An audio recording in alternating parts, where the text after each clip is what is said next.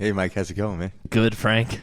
Yeah. How are we doing this week? We're doing fabulous, man. Yeah. Good. Welcome back to Perspective Shift Studios. Yeah, Perspective Shift Studios. Like it. Here we are now. Yeah. So what was your week like? Great week. Yep. Busy. Love that we're getting into this beautiful weather. Arizona is now back to the perfect place to live. Yeah, this is like our spring. Yeah. Yeah, the summer is, although it doesn't bother me, because I always shift my perspective. It's the only way to get As through best I an can. Arizona summer. Yeah, but yeah, I actually enjoy the heat. But I also enjoy this time of year, too. When you wake up, it's a little bit chillier. Yep. But yeah, it's still maintaining pool weather. First time I grabbed a jacket for my walk this morning. You in grabbed a long a time. jacket? Well, I didn't take a jacket. Well, like There's a little hoodie. Yeah, there's somebody in It was Wisconsin 70 cursing you out right now. It was 68, 70 degrees or Yeah. something. I remember being like, Yeah, I'm going to jacket, take a little something. Just in case it Kinda get a early. snow flurry. No, man. Anything under 70 is cold to Yeah, me. that crazy? Yeah. Actually, I love this time of year because you got to wait a little while, probably like another couple of months, but I love to do cold dunks in the morning. Oh, yeah. I remember you doing this last year. Yeah, you can't. Because I've been doing it for several years now, but you can't do it in the summertime. It's ridiculous, you know. You could barely get a cold shower here. But when the water gets nice and cold, I wake up about 5 o'clock or 4:30. By 5 o'clock, I'm in that water. I don't know how you do that. Either do I. It's funny because I get up and I don't think. I just get up, I brush my teeth, and before I even meditate, I go out to the pool. And as I'm walking out there, the conversation in my head is like, "What are you doing? What are you nuts? What are you doing?" Yep. And then once I jump in, it's just like now I know why I do it. And again, it's just an experience. You know, there's because you can do studies on this and you can find the evidence you want, and it's okay with it. I just like the experience of it. So it doesn't mean you have to do it. Like we don't have to do anything, but I do like the experience of it. So That's awesome. I enjoy that. Yeah. So it's coming up. What are we diving into this week? Well, let's talk about. We had a caller named Brian. Oh, yeah. So we had somebody write us a comment, Brian. Yeah. And he reached out. He asked about sickness and death. Yeah. Is what he wanted us to kind of chat about. So I thought that would be cool. Let me make sure that's what he was talking about. Yeah. But he wrote in, "Hey guys, if you can you discuss sickness and death in an episode?" So let's dive into sickness and death. It's going to be a sick, deadly episode. No, I like that. Yeah. You want to kick us off? Yeah, let's kick it off. All What are you right. So, thinking? first, the basis of what we come to understand is one of the principles that me and Mike talk about is we come to understand that life is eternal. All right. But the physical world in which we come here and the attribute of my corporeal body, it is finite. So there's infinite and finite at the same time, just like there's limitations, but within the field of limitations is where all the infinite possibilities come. So when you kind of grab onto that, now if the guy Brian's listening out there and hears this, hopefully by the end of this segment you'll have an understanding. So at some point in life we know we're all going to die from this corporeal setting. All right? So death unto itself is something that we already agreed upon. All right? We actually die billions of times per second. That's another deeper understanding of it, but I even talked about this in other previous podcasts that there's no way to really fully explain it now or prove it now. I think one day science is getting really close to it. There's a lot more near-death experience that explain this type of death where someone's like, yeah, the person did flatline, but they came back. So they were able to come back, so they died but came back. But there's another way of looking at it, and I used this analogy before, but I once had an 18-year-old body, and that 18-year-old body is no longer on this planet. There was something in that 18-year-old body that's now in this body. It's the observer. That is the eternal aspect of us. So that body that was 18-year-old gave birth to new cells, which then left the old body, so it was replication.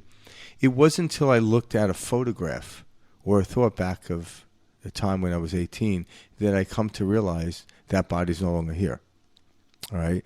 So death is something that we've experienced multitudes of times. We're just not aware of it. Now, you could be aware, like I remember when my son was really young, I remember one day sending him to his room when he was like 2 years old. And he came out, and I was like... You're a hardcore father at 2, Frank? Yeah. Get in your room. Yeah. At 2, are you even aware?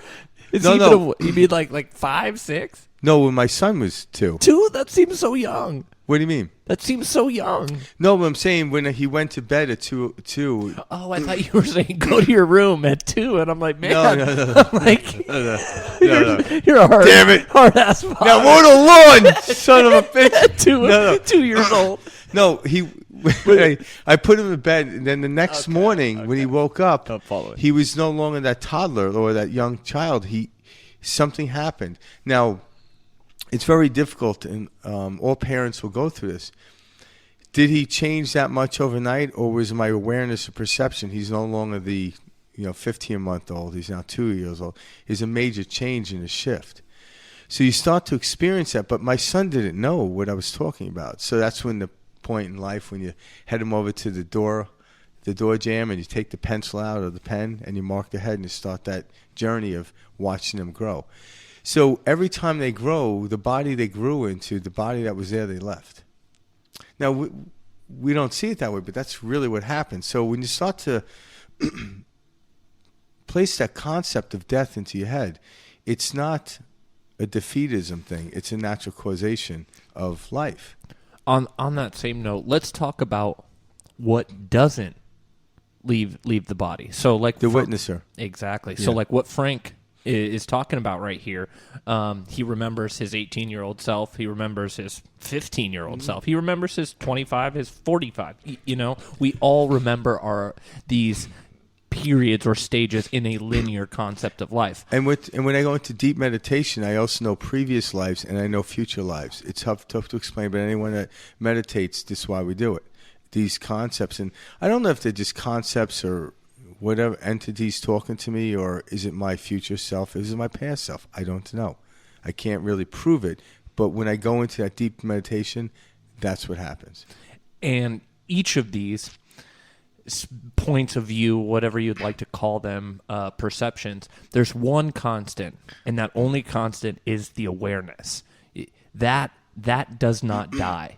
And so when Frank's talking about, looking back, at different periods in life, or these different moments of, us growing, evolving, whatever, dying literally each moment, the one constant is the awareness. And right now, when you're at home, you're here, you exist. That's what we're talking about. It's a silence. It's not a thing. It's not tangible. You're just aware. And that has never left your body since birth, since you were 5, since you were 15. Yeah. You remember being aware. And that never leaves. That does not die. No. And that's the experience everyone can have. We focus on that. But typically when we're talking about death, everyone is, they're talking about their own through other people. And what I mean is you can experience what we call sadness from somebody else's death, but you won't experience it from yours because you won't be aware of it. Just like my son wasn't aware of the change, but there was a weird sadness when he was 2 that he was no longer like an infant. He became a toddler, so to speak. So that infant went away, but he came into a toddler. So my experience with my son had shifted in that moment, but he wasn't aware of it. He had no idea. I'm like, oh, you're a different kid that went to sleep last night. And he's like rubbing his eyes like, what's for breakfast? It's like it didn't even dawn on him. But just, again, you can witness in yourself when you look at a picture from many years ago and see that. So once we start gathering information and wrapping our minds around this as best we can, death isn't the end. It's just a new beginning of something you're leaving. That's it. So death is something that's replicated throughout time and always will. But so is life. There wouldn't be birth without death. So in the field of polarity in which we're in right now, in the world of duality, those poles are there. All right? So, again, our belief structures will come into the full light once you experience death of somebody, a loved one, because we're not here to tell you that don't be sad, because at the corporeal level, mourning is a process to expand us into a whole nother level. Where we're going with that, I can't prove it, but we are expanding higher. It doesn't mean we'll just like, oh, Jimmy died yesterday. Oh, well, what are you doing for dinner tonight? It will never come to that, because mourning is a process of going into a deeper place. So it isn't to be evaded; it's to be fully into it. So I don't know the understanding of the viewer who actually brought up death, Brian, what he wants us to talk about, but we're going to probably talk about from different angles as we go on this evening. Yeah. So once you start to grasp the understanding of death, it's the opposite of birth and how we look at it. It's just an end of a chapter, but a beginning of a new chapter. All right. So let's start off with that part of death, and then let's get into disease as well. And we're going to twine the two in together, because at some level we can't separate the two. Yeah. So Brian also asked about sickness. Yeah. I view sickness as an experience. Oftentimes we weigh things in our mind as if this happened because of this, and we say things. So, like, for example, people will say like, "Oh, you must have bad karma if you're sick." That's not it. There's not levels to this. So it like, if you're rich, it's not you have better karma than somebody who is poor, I guess is what I'm trying to say.